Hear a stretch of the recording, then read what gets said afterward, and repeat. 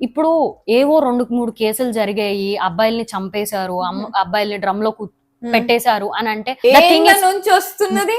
అదే అంటున్నా నేను, ఎన్నో ఇయర్స్ నుంచి జరుగుతున్న అసాల్ట్ కి 2-3 కేసులకి చాలా ఫరక్ పడుతుంది.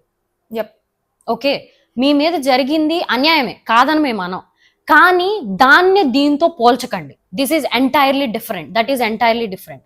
ఎందుకు తీసుకోలేకపోతున్నారు అంటే, ఫస్ట్ నుంచి మొగోళ్ళు చేస్తూ వస్తున్నారు కాబట్టి ఇంక వింతేలే అన్నట్టు అయిపోయింది. కానీ ఆడవాళ్ళ నుంచి ఇది ఎప్పుడు ఎక్స్పెక్ట్ చెయ్యలేదు కాబట్టి ఇప్పుడు తెలిసేసరికి 1-2 కేసులు అయినా సరే అది పెద్దగా అనిపిస్తుంది. అవును, ఇఫ్ అబ్బాయి చేయగలిగితే బాస్ అమ్మాయి కూడా చేయగలుగుతుంది.